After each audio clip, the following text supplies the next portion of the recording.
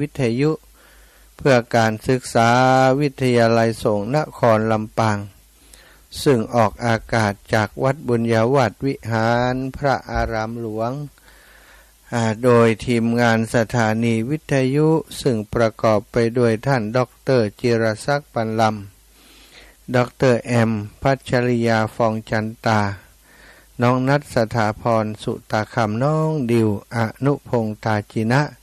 ทั้งหมดเป็นจิตอาสาที่ทำงานเพื่อจะช่วยกันเผยแผ่พระพุทธศาสนาน้ำธรรมคำสอนขององค์ชินวรสัมมาสัมพุทธเจ้าผ่านทางสถานีวิทยุร่วมกับครูบาอาจารย์พระเผยแผ่พระพุทธศาสนาจังหวัดลำปางซึ่งจะพลัดเวียนเปลี่ยนหมุนกันมาจัดรายการหลายช่วงเวลาตั้งแต่ตอนเช้าถึงตอนค่ำตอนคืน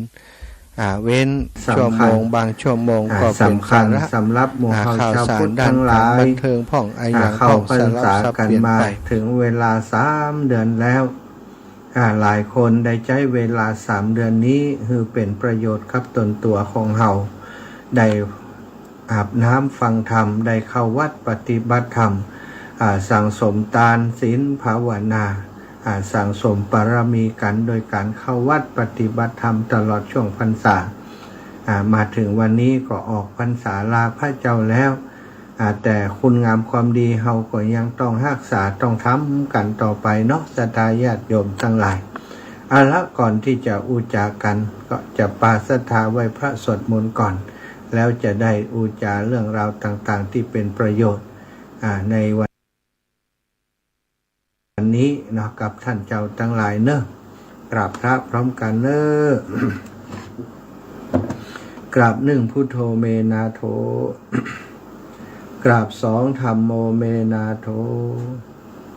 กราบ3สังโฆเมนาโถอิมินาสการเนะพุทธังอภิปูชยามิอิมินาสการเนะธัมมังอภิปูชยามิอิมินาสการเนะสังฆังอภิปูชยามิอะระหังสัมมาสัมพุทโธภคะวาพุทธังภคะวันตังอภิวาเทมิกราบสวากขาโตภคะวะตาธัมโมธัมมังนะมัสสามิกราบสุปฏิปันโนภะคะวะโตสาวกสังโฆสังฆังนะมามิกราบนะโมตัสสะภะคะวะโตอะระหะโตสัมมาสัมพุทธัสสะนะโมตัสสะภะคะวะโตอะระหะโตสัมมาสัมพุทธัสสะนะโมตัสสะภะคะวะโตอะระหะโตสัมมาสัมพุทธัสสะพุทธังสารนังกัจฉามิธัมมังสารนังกัจฉามิสังฆังสารนังกัจฉามิตุติยัมปิพุทธังสารนังกัจฉามิตุติยัมปิธัมมังสารนังกัจฉามิตุติยัมปิสังฆังสารนังกัจฉามิตติยัมปิพุทธังสารนังกัจฉามิ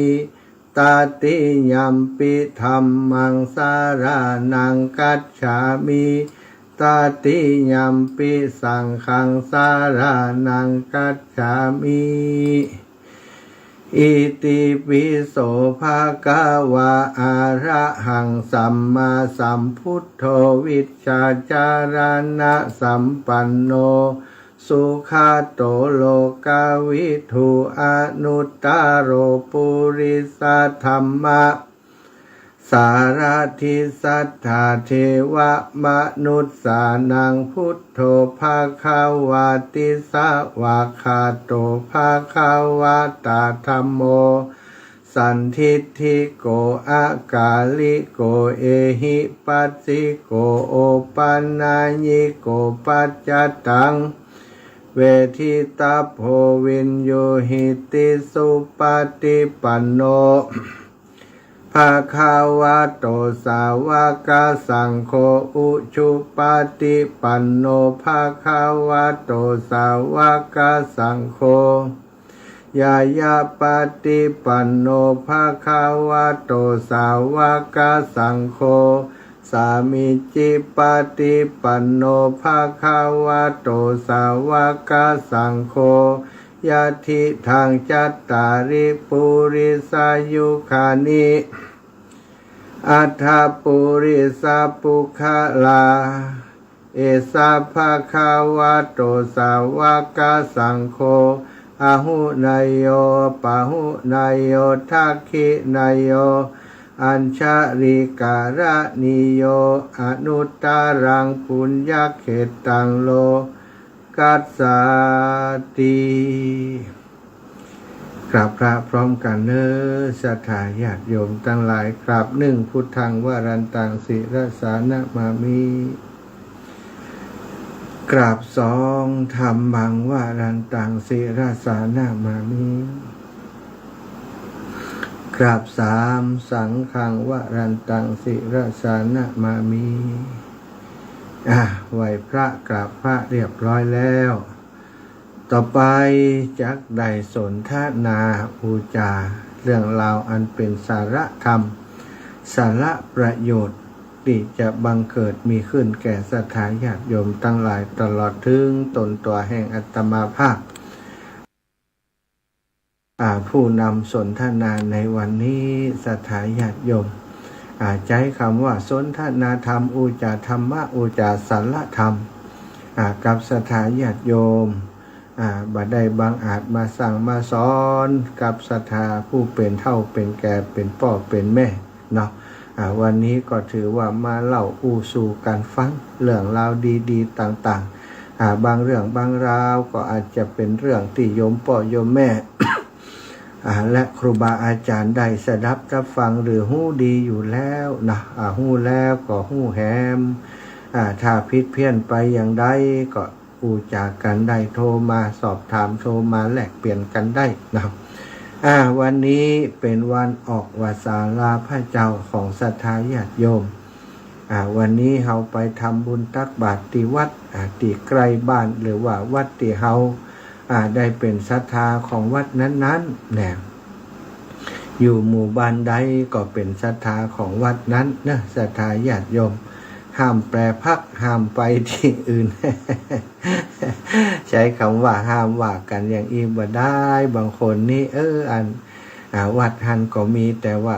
บ่ค่อยสบายใจกับกรรมการพ่องบ่ค่อยสบายใจกับครูบาอาจารย์หรือพระสงฆ์องค์สังฆเจ้าในวัดนั้นพ่องไผรไปทำบุญตักบาตรที่วัดอื่นเอาอย่างอีกก็มีนะเป็นกำลังใจให้กันเนอะศรัทธาญาติโยมจะไปละไปทิ้งครูบาอาจารย์สมปานเจ้าอาวาสวัดของเฮาดีชั่วก็จังเตอะเนาะก็วัดเฮาหั่นวัดนี้สืบต่อกันมาเมินคนที่มาเป็นสมปานเจ้าอาวาสกับมูลพลัดเวียนเปลี่ยนกันมาศรัทธาอยู่ในช่วงระยะเวลาหนึ่งก็จากไปเฮาเองก็เหมือนกันเฮาก็มาวัดช่วงระยะเวลาหนึ่งก็จาก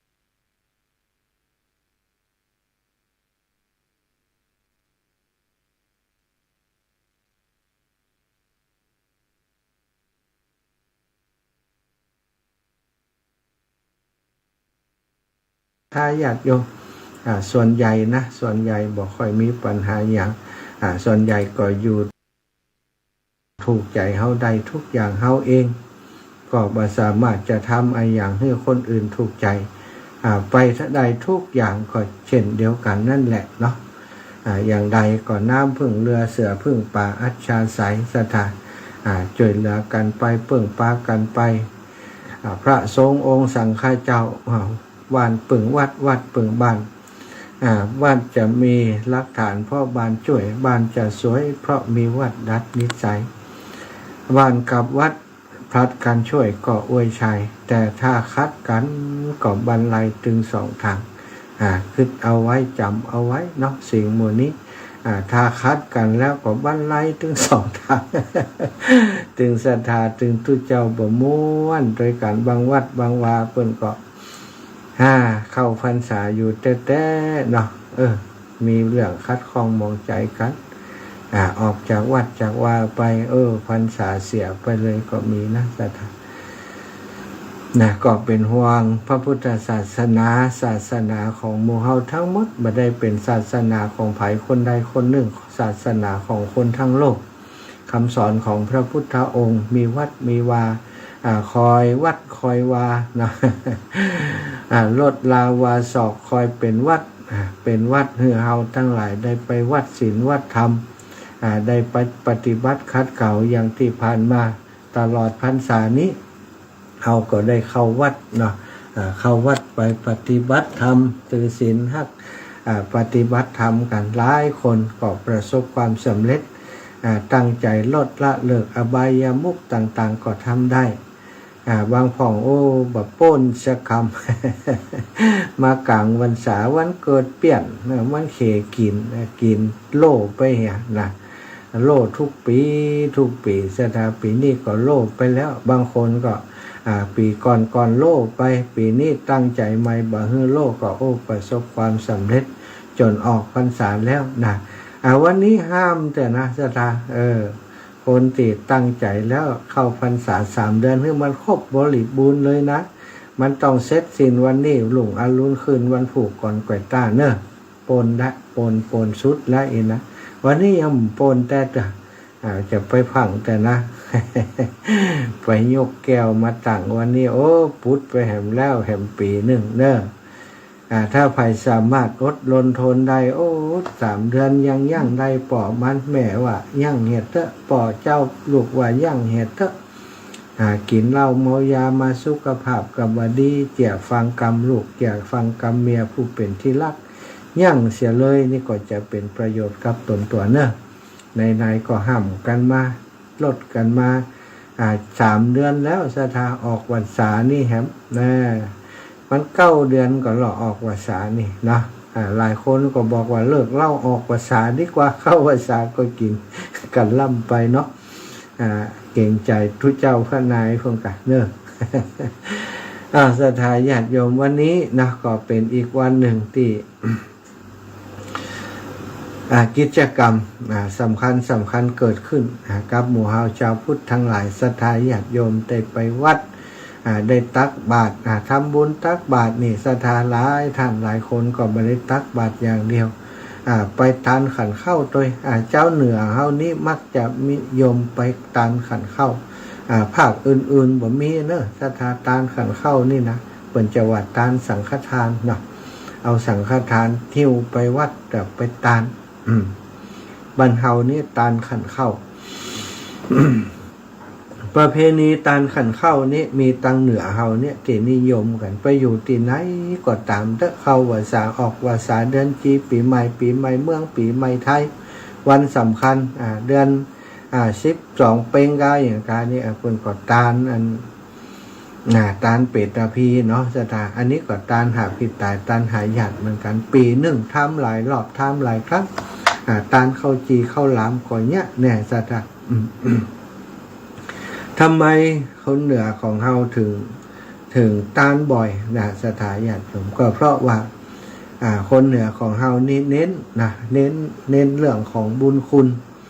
บุญคุณของปู่ย่าตายายปุพกาลีที่มีพระคุณต่อเฮาเปิ่นมีคุณมีพระคุณต่อเฮาบางคนบางท่านพ่อแม่ได้ทิ้งทรัพย์สิ่งของไว้ให้หน้าป่าตั้งทรัพย์สินเงินทองทิ้งไว้ ก่อนระลึกลำเปิงระลึกถึงเปิ้นว่าป่อเฮาแม่เฮา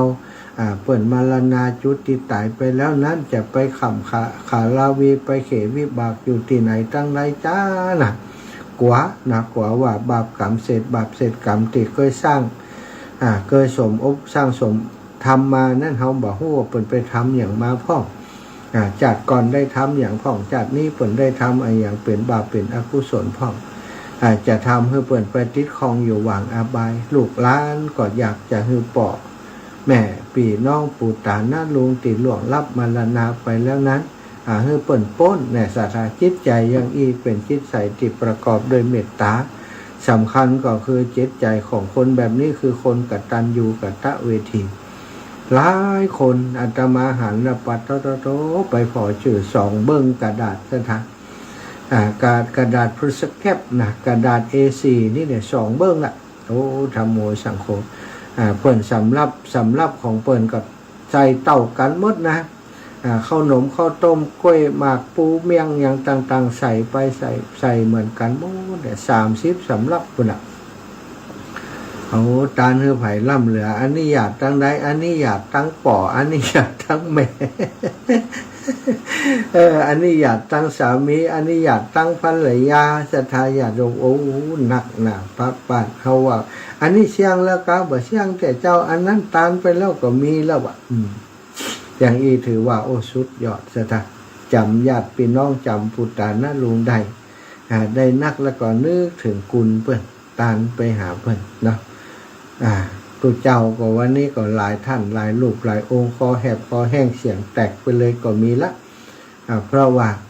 ตานขันเข้านักศรัทธาแล้วก็เวลาตานขันเข้านี่ศรัทธาก็เดียดเนี่ยนะเศร้าตัวเจ้าปั่นพรบางคนก็เงียงหูฟังเปิ่นใจยะถาบ่ได้ครับบ่ได้ยินเนี่ยจุดเจ้าก็กะละจำเป็นจะต้องทำเสียงดังแข่งศรัทธาที่อู้กันเวลาเขาเสียงดังมันก็ดังแหมไข่บุกแต่เนาะ วัดวันพุธนี่ไม่วัดอื่นพุ่นเด้อศรัทธามันก็เป็นธรรมดาเนาะไปวัดเจ้าไปป้าใส่กันโอ้ถามกันหลังโน่นหลังนี่ลูกมึงมาก็ลูกมึงยังได้ ถามกันนะถามเรื่องให้หน้าป่าตั้งของอย่างของอู้กันสนรออันปั่นปอนบางทีบางแห่งก็ปั่นป้อนห่วมไผ่มักบางทีเปิ่นโยงสู่โยงมาจูกันมาตั้มกัน4-5 กว่านะ4-5 กว่าก็ปั่นพร้อมกันไปบางคนหมาจะรอคนเดียวจะเอากว่าเดียวเมื่อไฟปลอมนั่นก็ว่ากันไปเนาะแล้วแต่ฝ่ายแต่มันแต่ตัวเจ้านี่นักเสียท่าถ้าปั่นทุกกว่าแล้วก็โอ้แบบเอาตัวกันนี่นะมันนักบางวัดบางหมู่บ้านนี่200-300 ครัวเรือนเนี่ย200-300 ครัวเรือนถ้าต้องเอาทีละชนทีละคนมดเสียงแห้งพอดีเนาะปั่นป้อนว่าสั้นก็ได้เนี่ยบ้านเฮานะเอวังหุนตุนี่ ว่าสปิติโยวิวัชชันตุก่อมได้ เปิงใจแล้วใจต้องโวหารคือแห่งครับอาจารย์ในวันนี้กับเป็นวันนี้เป็นวันออกวสาระพระเจ้าศรัทธาท่านเจ้าได้น้อมนำว่าไปหำให้จนพุ่นฮือสึงแมงแก้วหยอดในลาปานจงจังมีแต่งแต่ดีหลียะถาบุโดพระธรกว่าจะถึงยะถาใจเวลาเป็นนาที2 นาทีพุ่นนะประมาณ2 นาทีพุ่นนะศรัทธาชุดหนึ่ง3 นาทีเป็นต้นนะ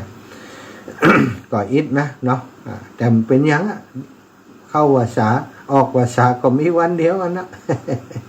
เข้าวาสาวันออกวาสาวันอื่นๆก็จะมีประปรายเนาะมีเล็กๆน้อยๆก่อนออกวาสาบางของก็มาตานขันเข้าเหตุก่อนแล้วก่อนเปิ่นแต่บางคนนี่เอาวันเนี้ยจะตานวันเนี้ยมันเลยนักเนาะกว่าที่พระสงฆ์องค์สังฆเจ้าจะได้ตักบาตรแท้ๆก็พุ่น8 โมงไป9 โมงตั้งแต่ตี 5 ถึง 6-7 โมง2 ชั่วโมง3 ชั่วโมงปั่นปอนคือศรัทธาฉลองศรัทธาวันนี้ข้าวต้มข้าวหนมแน่นหนาที่วัดวาอารามแต่ละวัดแต่ละหมู่บ้านเนาะที่วัดบรรพตนี่ก็2 กว่าเนี่ยศรัทธาตั้งบนพุ่นท่านอาจารย์เพิ่นก็ปั่นปอนอาตมาก็ไปช่วยอยู่เนาะเพิ่นก็เอาทำตีเหลือก็แบ่งศรัทธาญาติชมไปมันเหลือบ่อย่างใด เอาไปแจกพี่น้องเจ้าบ้านผ่องก็ทำแกงฮังเลแกงโหไปแต่มาไปบิณฑบาตวันถกหัวจ้างก็ได้มาหลายก็เอามามาทำโหแจกกันไปเป็นตาดิบม่วนเขาในแกงโหอย่างมาลำเนาะ คนปนหุงเนี่ยแกงโหขอบคุณวันนี้ขอบคุณแม่ยายหอมเนอะ แม่ยายหอมเถินบุรีสันติภาพแล้วก็ยายจันแล้วก็ยายแก้วนะยายแก้วป้าบัวคำไปบัวคำหรือว่ายายแก้วลุงกำนี่นะแล้วโยมน้องติ๊กโยมป้าบัวไขน้องวิชิตมาช่วยกันโอ้เพียวพัดปัดกวาดศาลาที่อาตมาอยู่เนี่ยสถานตั้งนานี่ต้องของมันนักสถานของเป็นเสื้อเป็นผ้าที่บริจาคน้ำท่วมเขาก่อนนะมันเหลือเนาะก็เอาเก็บไว้เอามากองไว้นี่วันนี้เขามาเพี้ยวมาพัดมาเจ็ดมาถูตอนรอตอนรับศรัทธาญาติโยมที่จะมาทานกฐินวันที่8พฤศจิกาที่จะถึงเดือนหน้านี้นะเพียวพัดปัดกวดเลี้ยงรอรับละตอนรับละปัดทอเปิ่นเอากันตั้งแต่เจ้าถึงพอจะ4 โมงแรงแล้วกันเนาะกว่าจะแล้วจะเสร็จเพียวโดยเจ็ดถูโดยทำความสะอาดน้ำฉีดน้ำล้างเฟอร์นิเจอร์อย่างต่างๆที่ทำงานระหว่างที่ก่อสร้างปรับปรุงนั้นมันสกปรกนะมาช่วยกันขอบคุณนะขอบคุณทุกคนที่เอ่ยนามไปมาช่วยกันถ้ามีโมนี้ก็โอ้บัดแล้วละนะวันนี้อิดนะกับทุกเจ้านี่กับขยม2-3 คนนี่ไหวก็อาศัยศรัทธาญาติโยมได้มาช่วยมาเติมนะเรียบร้อยไปแล้วขอบคุณนักได้บุญได้กุศลด้วยกันหลายๆเนอะเกิดมาทุกภพทุกชาติเป็นคนดีคนงามเป็นคนหมั่งมุนตุ่นเต้าอยู่ดีมีสุขนะศรัทธาวันนี้เป็นวันออกพรรษาเฮาทำบุญทำกุศลการเต็มเม็ดเต็มหน่วยเต็มอิ่มหลายคนบัดเดียวนี่ปิกไปวัดแหมเมาะไปสวดมนต์ทำวัดเย็นนะบางผ่องก็คืนนี้นอนวัดอยู่โยมแม่บัวลอยสายเขียวนะแม่พิษสมัยเขื่อนคำแสนนี่โยมแม่ยังแหมคนจำชื่อบ่ได้หุ่มนอนวัดก็คงจะไปนอนวัดแหมเมาะนะวันผูกมันเจ้าปุ่นจะได้กลับพร้อมเปิ่นนะสร้างสมบุญไปสำหรับพระสงฆ์องค์สังฆเจ้าวันนี้สำหรับพระสงฆ์เป็นเรียกว่าวันมหาปวารณาเนาะสถานก็คงจะได้ฟังจากครูบาอาจารย์รูปอื่นๆมาพ้องแล้วมหาปวารณาวันเป็นสังฆกรรมอย่างหนึ่งนะสถานตอนเข้าพรรษานี้นะเปิ่นบ่ได้เรียกว่าปวารณาเข้าพรรษานะวันเข้าพรรษาก็เข้าพรรษาปวารณานี่อันใจสำหรับวันออกพรรษาปวารณาออกพรรษานี่วันมหาปวารณาการปวารณาก็คือการบอกกล่าวให้กับสงฆ์นะเรื่องไอ้ยังพ่องที่ต้องบอกกล่าวกันในอริยวินัยนี้มันจะมีคือในหมู่สงฆ์ศรัทธาจะนับถือกันตามอาวุโส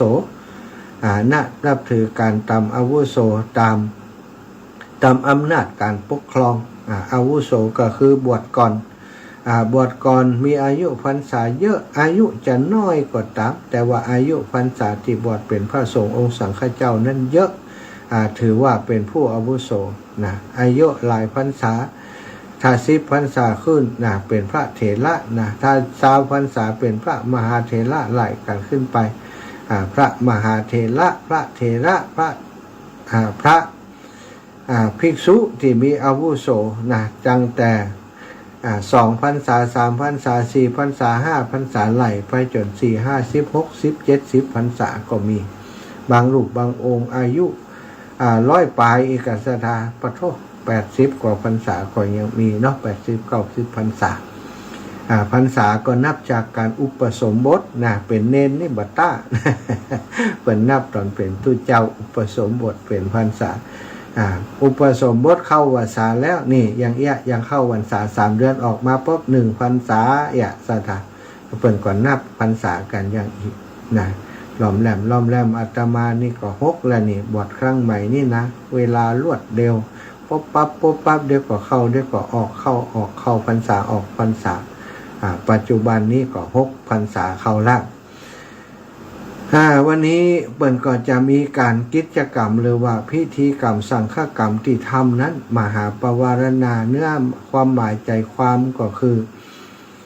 พระสงฆ์ทั้งหมดที่อยู่ในอาวาสอารามเดียวกันหรือว่าที่ลงอุโบสถเดียวกันบัดเดียวนี้อาวาสอารามเดียวกันนี้ส่วนใหญ่ก็คือลงอุโบสถเพราะสัทธามีบรรนักบักก่อนนี้30รูปก็อุโบสถวัดเดียวก็คุ้มแต่อันนี้ปัจจุบันนี้วัดละรูป2รูปก็เลยต้องมาเข้าพระอันมาลงปฏิโมกข์ด้วยกันก็อาศัยพระสงฆ์ที่ลงปฏิโมกข์ด้วยกันนี่แหละมาปวารณาต่อกันปวารณาในเรื่องใดในกรรมปวารณาเปิ่นระบุไว้ว่าข้าพเจ้าขอปวารณาแจ้งบอกต่อสงฆ์ถ้าสงฆ์ตั้งหลายสงฆ์ตั้งหลายนี่ก็ร่วมโมดศรัทธาถึงพระมหาเถระจนอนุเถระจนพระนวากะบวชใหม่สงฆ์ตั้งหลายหันว่าข้าพเจ้าทำผิดกาได้ยินมาก็ดีได้หันก็ดีหรือว่าแค่สงสัยสามารถว่ากล่าวตักเตือนข้าพเจ้าได้ถ้าข้าพเจ้าหู้โทษของตัวเก่าแล้วก็จะกระทำคืนจะกระทำคืนก็คือจะแก้ไขบ่ทำเหมือนเก่าเหมือนเดิมอย่างเงี้ยสัทธานี่ปวารณากันถ้าปวารณาแล้วปากไปแล้วถ้าสงฆ์ตักเตือนนะถ้าสงฆ์ตักเตือนว่าโอ้ท่านพระเถระข้าพเจ้ามีความสงสัยว่า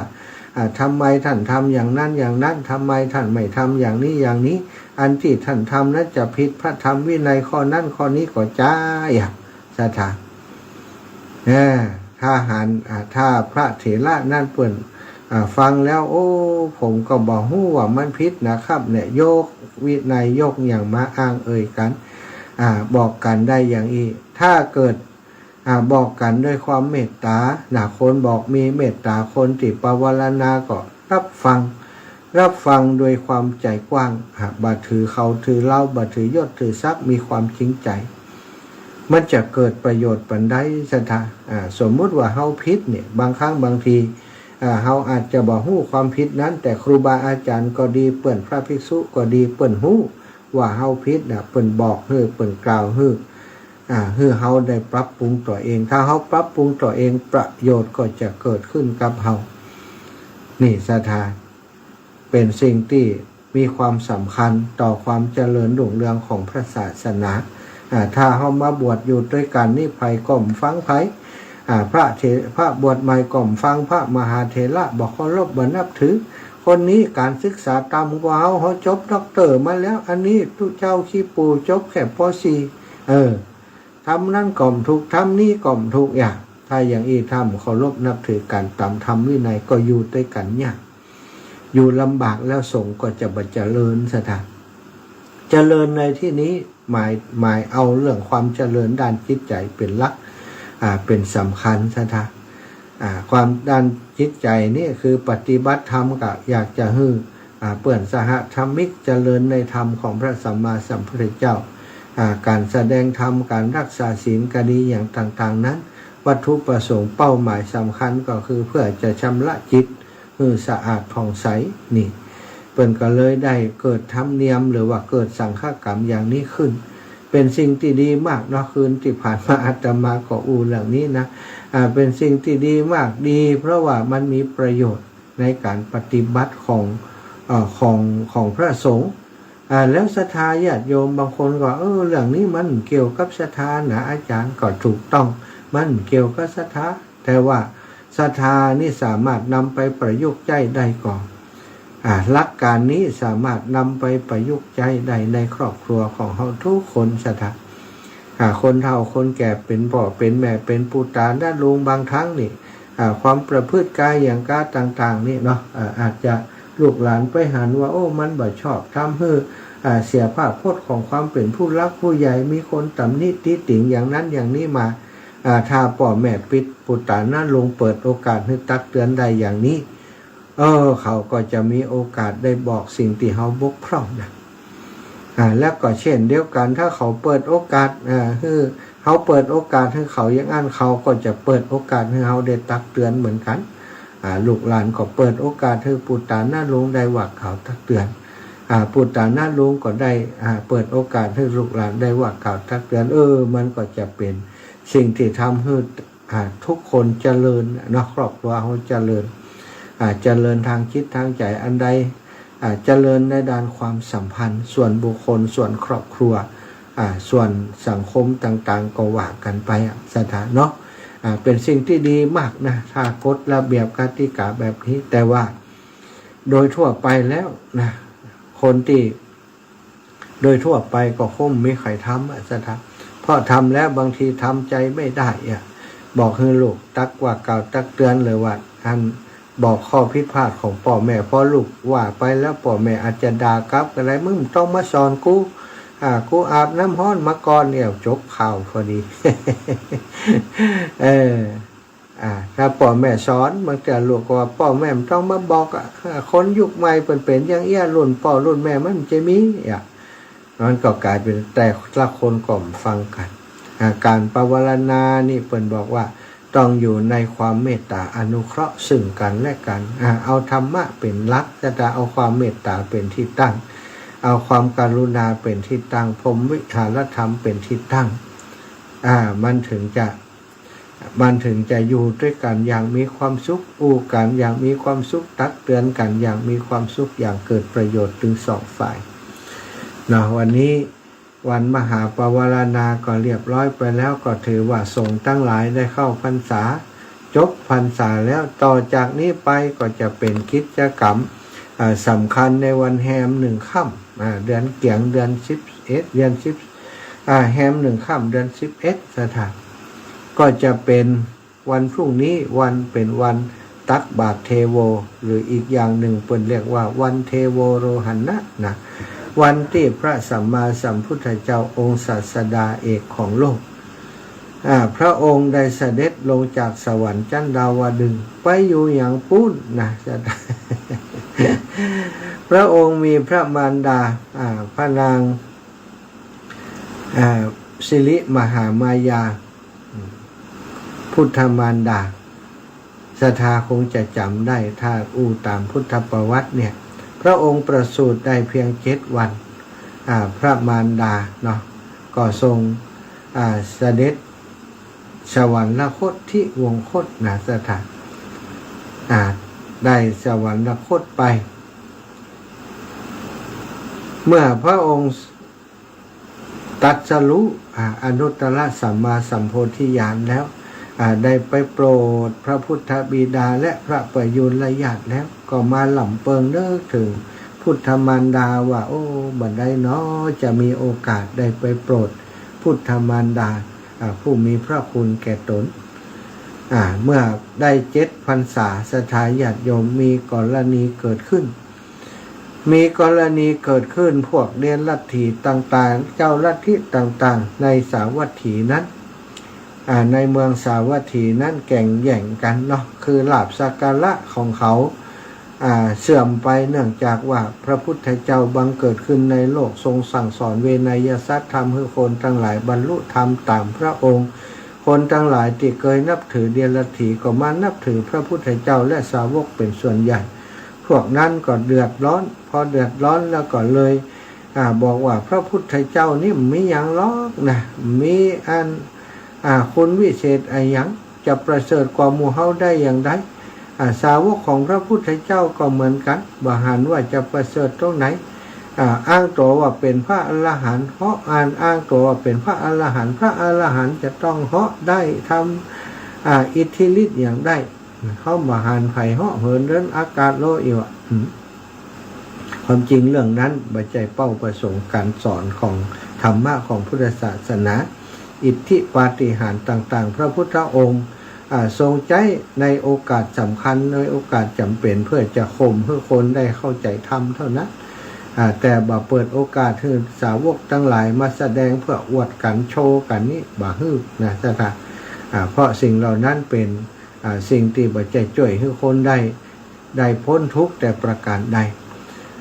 มีการตั้งคำถามกันเกิดขึ้นพระอรหันต์มีจริงก็จ้าถ้ามีจริงนี้ถ้ามีจริงนี้ก็คงจะทำได้เหาะได้ใกล้อย่างใดใกล้เนาะเป็นว่านะ ก็มีคนหนึ่งอยากจะลองว่ามีจริงหรือเปล่าเศรษฐีเอาบาตรทำบาตรอย่างวิจิตรนะอยากจากไม้แก่นจันทร์ที่สวยงามเพื่อเขาไปกลึงมาอย่างดีแล้วก็เอาไปตั้งไว้ในป่ายไม้เสาสูง7 ชั่วรับตาลก็ประกาศว่าพระอรหันต์มีจริงนี่คือเหาะเหินมาเอาเตอะ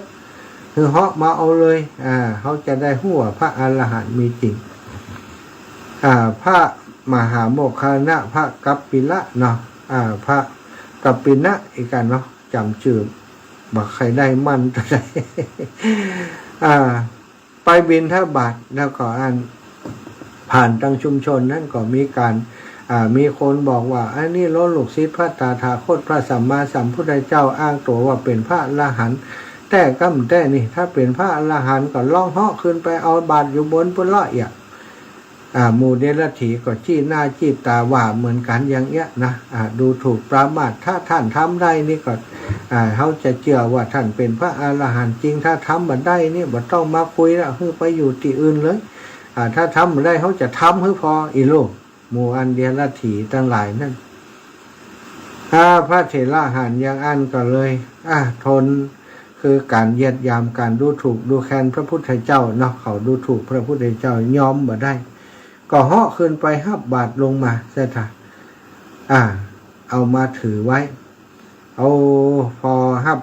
ทำเรียบร้อยก็เดินทางกับคนตั้งหลายป้าชุมชนตั้งหลายหันยังก็อัศจรรย์ใจปาการแส่ซองสรรเสริญเดินโดยกลพระเถระทั้งสองกลับไปยังพระวิหารเชตวันพระพุทธเจ้าทราบความก็ห้องมาด่าแน่นหนาเสียท่ากรรมนี้จะไปเนี่ยแหมซ้ำนาภัยก็ตามถ้าเนี่ยอย่างบ่ใจสาวกของเฮาห้ามคำนี้ห้ามทำปาฏิหาริย์อีกเป็นอันขาดถ้าไผ่ทำถือว่าพิษพระวินัยพิษคำสั่งสอนของเฮาว่าโมเดลลัทธิได้ท่าละกรรมนี้กรรมนี้ก็ตาติกตาคนตาแสดงอิทธิปาฏิหาริย์มาตาพระพุทธเจ้าแข่งกันว่าตาพระพุทธเจ้าแข่งกันก็นึกว่าพระพุทธเจ้าจะบาทำปาฏิหาริย์เพราะว่าได้สั่งห้ามว่าห้ามไผก็ตามแสดงปาฏิหาริย์เป็นอันขาดหมู่นั้นก็คิดผิด พระพุทธเจ้าห้ามคิดว่าพระพุทธเจ้าจำทำกับสถา ก็เลยประกาศต้าแข่งพระพุทธเจ้า แล้วก็ไปสร้างปลำสร้างอย่างไว้กะ ว่าถ้าพระพุทธเจ้าแน่จริงมาแข่งกับหมู่ตัวเขาจะเหาะหรือพอเขาแสดงปาฏิหาริย์หรือพอหวานพระพุทธเจ้าเมื่อได้ยินว่าเดรัจฉีต้าประลองก็บอกไปเป็นอย่างว่าก็นัดวันเลยกะเขาจะแสดงปาฏิหาริย์ติดใต้ต้นมะม่วงอีโลใต้ต้นมะม่วงต้นหนึ่งหมู่เดรัจฉีสั่งคนไปตัดต้นม่วงมดสถากว่าพระพุทธเจ้าไปแสดงใต้ต้นมะม่วงจนวันที่นัดหมายที่จะแสดงปาฏิหาริย์ก็มีคนเอามะม่วงไปถวายพระพุทธเจ้าลูกหนึ่งพระองค์ก็ฉันเรียบร้อยแล้วก็เอาเมล็ดวางลงบนดินปรากฏว่างอกขึ้นมาใหญ่ขึ้นมาเป็นต้นมะม่วงต้นบะเล็กบะเลนต่างงานอยู่ขั้นพระองค์ก็แสดงปาฏิหาริย์ที่หันเรียกว่ายมกะปาฏิหาริย์ปัดทุกพวกเดรัจฉีตั้งตายหันยังก็ตักง่ายเลยกับสถาตัวเองทำมาได้ว่ามาได้แล้วก็บอกพระพุทธเจ้าว่าไหนห้ามคนแสดงปาฏิหาริย์และตัวเองทำไมทำพระพุทธเจ้าก็บอกเขาเป็นศาสดาเขาห้ามลูกศิษย์แต่มันได้หมายความว่าเขาห้ามตัวเก่าลุกท่านทั้งหลายได้มาทำอย่างนี้เขาทำเพื่อจะให้ท่านทั้งหลายได้สำนึกเขาทำเพื่อจะเกิดประโยชน์แก่มหาชนไม่ได้ทำเพื่อจะอวดอิทธิปาฏิหาริย์ลุกนะก็แสดงยมกะปาฏิหาริย์เสร็จเรียบร้อยพระองค์ก็คือเสด็จขึ้นไปสู่สวรรค์ชั้นดาวดึงส์ไปโปรดพระมารดาพุทธมารดาอยู่3 เดือนแสดงธรรมโปรดพุทธมารดาและเทวดาทั้งหลายที่บนสวรรค์3 เดือนสถาญาติโยมจนพุทธมารดานั้นเป็นได้บรรลุธรรมเป็นพระโสดาบันเป็นพระโสดาบันอยู่บนสวรรค์บุญสดา จากนั้นพระองค์ก็เสด็จกลับจากสวรรค์ชั้นดาวดึงส์มาถ้าบัดเดียวนี้ก็คือแฮม1 ค่ำเดือน11หรือว่าบ้านเฮาก็เดือนเกียงเนาะวันพรุ่งนี้นะวันที่18นี่แต่ละปีก็คือหลังออกพรรษา1 วันนั่นแหละสถานแฮม1 ค่ำเดือน11ใต้เดือนเกียงเหนือนะวันที่เทโวโลหณะเสด็จลงจากสวรรค์ชั้นดาวดึงส์มาสู่เมืองมนุษย์โลกมนุษย์ของเฮาที่เมืองสังกสะในวันนั้นมีเหตุการณ์พิเศษเกิดขึ้นก็คือเทวดาหันมนุษย์หันเทวดามนุษย์หันสัตว์นรกทั้งหลายโลกนี้บ่มีไอ้อย่างขวางกั้นหันกันเหมือนยังเฮาพอทีวีสถาญาติโยมหันกันหมดนะวันพระเจ้าเปิดโลกว่าอันเนาะวันพรุ่งนี้มีแต่ละวัดละวาเปิ่นทำบุญตักบาตรเทโวโลหณะเนี่ยตักบาตรเทโวศรัทธาท่านเจ้าตั้งหลายอยู่ไกลวัดใดที่เปิ่นทำกิจกรรมก็ไปร่วมบุญร่วมกุศลตักบาตรเทโวน้อมระลึกถึงองค์พระสัมมาสัมพุทธเจ้าพุทธคุณที่พระองค์ได้ทรงมีเมตตาได้โปรดสรรพสัตว์ทั้งหลายให้พ้นจากความทุกข์นะศรัทธาญาติโยมน้อมระลึกถึงคุณพระองค์ไปใส่บาตรกันเนอะวันพรุ่งนี้อาตมาก็จะไปร่วมกิจกรรมกับครูบาอาจารย์ที่อำเภอดอยหล่อจังหวัดเชียงใหม่จะไปตั้งเครื่องถ่ายทอดสดคือกระเปิ่นที่พระธาตุดอยน้อยอำเภอดอยหล่อจังหวัดเชียงใหม่จัดรายการแล้วก็จะเดินทางและศรัทธาญาติโยมวันพรุ่งนี้ตี 4นะออกอากาศที่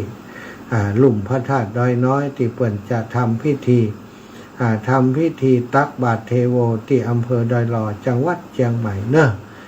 พี่น้องตั้งเชียงใหม่พี่น้องตั้งเชียงใหม่พี่น้องตั้งลำปูนใกล้ๆเขตพื้นที่ป่าสร้างบ้านห้องนะพี่น้องเชียงใหม่สันปะตองจอมตองดอยหล่อเนาะหรือว่าตั้งในเมืองเนอะ ใกล้ ใครอยู่ที่ไหนใกล้ก็ไปกันเนาะไปตักบาตรด้วยกันที่หันเอาละศรัทธาญาติโยมได้เวลาให้ศรัทธาญาติโยมโทรมาสักเล็กน้อยสัก7-8 นาทีเนาะ0808844173เนาะ0808844173มีศรัทธาญาติโยมฝากซองมาเนาะซองกฐินนะที่จะไปแม่แต่งอินทขินในวันที่19นี้มีแม่อุ่นวงกาชัยนะฝากมาแล้วอันนี้ผลแทนเงินแล้วคืนเงินอยู่นางสาวอิสราเตชะนันทนดลเม็ดดีนี่ก็ฝากมาแล้วก็มีชื่อนายสอนลาดนะปละวงครอบครัวนายสุบินนางนำไมวงเก๋ร้อยตำรวจตรีอดุลเลขากนกออนศรีวิชัยนายอนุรักษ์นางสาววารินอินน้อยแม่ตันพัดป้อมพร้อมครอบครัวพี่น้องผาแมวแล้วก็แม่อูนวงกาชัยได้ร่วมบุญมาพ่อดวนแม่เลี้ยงเครือแปลงพร้อมครอบครัวผาแมวก็ร่วมบุญมาเนอะนางกัญญานาป้อยพร้อมครอบครัวก็ร่วมบุญมาพ่อไล่แม่นายใจวางพร้อมครอบครัวก็ได้ร่วมบุญมานายพงศกรคลังภูเขียวและคุณดาลนีภายชีวันพร้อมครอบครัวก็ร่วมบุญมาพ่อศรีวงแม่จันเพ็ญพาชีวันพร้อมครอบครัวก็ได้ร่วมบุญมาพ่อปันแม่สมใจร้อนพร้อมครอบครัวก็ร่วมบุญมาคุณเครือวันวงทองคุณรัตนาพรเตมะพร้อมครอบครัวก็ร่วมบุญมาพ่อเสิร์ชจูอินนะก็ร่วมบุญมา100 บาทแม่บุญตาลใจร้อนก็ร่วมบุญมา100 บาทพ่ออินปันแม่สีบุตรสุด้วงพร้อมครอบครัวก็ร่วมบุญมา100 บาท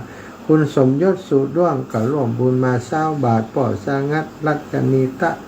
จันร่วมบุญมา50 บาท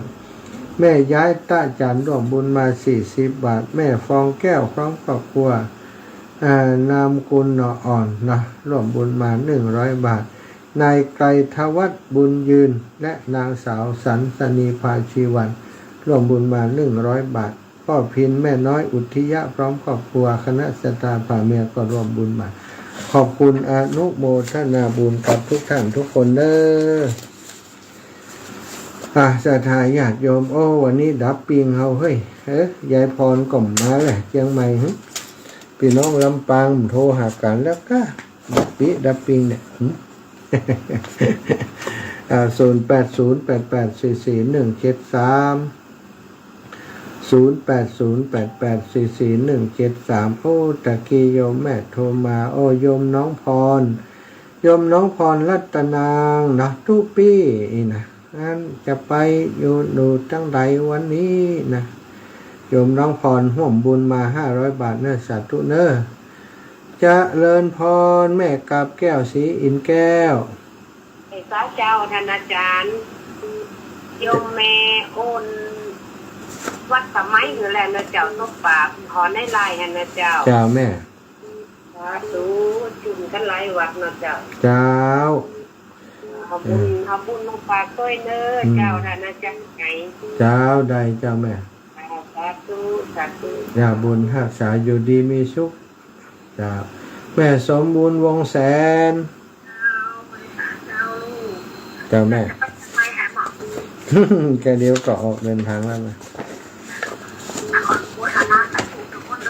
เจ้าได้ค่ะ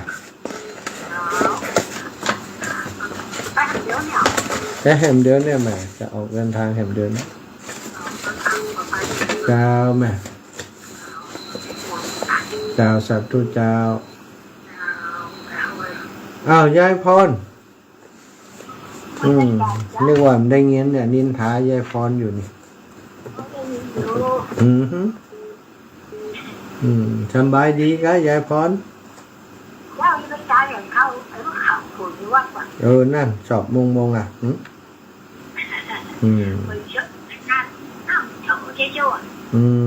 เนาะฝนตกฝนสั่งฝนล้าสั่งวาสาลาวาสาล่าฝนอ่ะ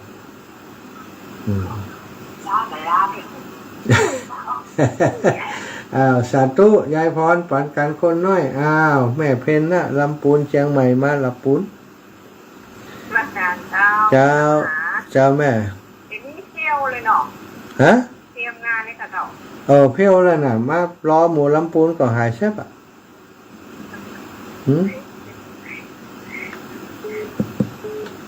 ใช่เลยก่อนโอ้ว่าวันที่8จะไปหรือไปโอ้ทำไปก็จัดจื่อขาดเลยอ่ะมันนอนเพลงเนอะมันนอนเพลงมันนอนเพลงเลยขึ้นรถมาเลยนอนแม่น้อยขอกับมานอนเนาะเจ้าสาธุเจ้าเจริญพรแม่อ้อยแม่อ้อยสำลันมะโหฬารแล้วอันนั้นอย่างก็ถ้าแม่จะห่วงไปอันออกน้องแม่มันได้ก่อนอีกได้กะต้องใส่ดอกนะใช่เวลาแตนต้องใส่ดอกนะดอกมีปัญหาได้กะจะหอมได้เหรอจะหอมได้เหรอหอมร้อยดอกแม่อ้อย100โอเคดอกมีปัญหาดอกมันคุยแล้วนะต้องโอนวันที่8ถึงไหมอ่ะไหนวันที่8กฐินวันพ้นมากะเป็นยังเล็กรถจ้องมูเดียวบัดต้องจวนอ่ะคนเดียวก็มาเลยมันบ่มีรถนะการรถเขียงมามีรถมันมอเขียงใจรถเขียงมาเลยรถเขียงทำไมกะ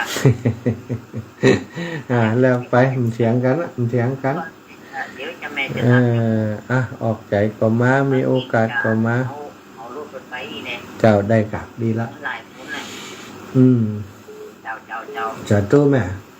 เจ้านำนักการเนอร์แม่เป็นกำลังใจเจ้าจะตู้เจ้าเจริญปอนแม่น้อยอุตุดีอากาศดีกะวันนี้แม่ไปวัดน้ำอยู่ในแม่วันนี้ไว้วันค่ำดีกาได้บุญวันค่ำเนาะสะสมไว้เต็มตุ่มเต็มหายไว้ถึงเวลาใจดูต่างใจเจ้ามันเริ่มได้สักก่อนวันนั้นวันที่เช้ากันทินนะหน้ากากกฐินพร้อมกันตรงกันแน่ที่จะไปสมัยวันที่เช้าใช่ไหมลายตีลายแห้งวัดปานแล้ววันที่19นี่วัดอย่างแฮมนี่วัดหนองยางก็วันที่20อิงหุวัดโป่งไตก็วันที่20 ไหลกันเลี้ย เจ้าวันที่25ก็ไปกินสลากแตกกันละ โอ้ไปไก่แล้วนี่ไปตัวครูบาอาจารย์ละ เจ้าไปโดยครูบาอาจารย์เนี่ย ดี คน ละ นั้นลูกปอเนี่ยเป็นอยู่แปด ดี แล้ว จั เปิ ง ดมาอยู่วัดน้าน้อยนี่หลายปีแล้วเจ้า โอ้เจ้าดีละสัตว์ตุเนอบุญรักษาแม่ เจ้า อ้าวศรัทธาญาติโยมพี่น้องติดตามทาง Facebook ไลฟ์นะหลายท่านหลายคนนะติดตามทาง Facebook ไลฟ์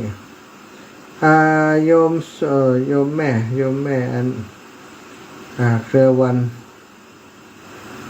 โยมแม่เครือวันชัยคันธากันเดี๋ยวก่อนขอกันเดี๋ยวก่อนเด้อสุรชาติวาสนาอุปป้อร่วมทำบุญพรุ่งนี้ขอร่วมทำบุญพรุ่งนี้200 บาท18ตคแม่ทองเครือชัยคันธานายสมคิดสุรภานายคมคิดอัมพันธ์นายสุรชาติวาสนาอุปป้อนางสาวธัญพัฒน์กิรธาพันกุลตักบาทเทโวเนาะสาธุเนอะแล้วก็กฐินเปิ้นก็ฮ้อมมาแล้วนี่500 บาทนะครอบครัวนี้ขอบคุณอนุโมทนาบุญเด้อทุกบุญทุกกุศลคือท่านเจ้าอยู่ดีมีสุข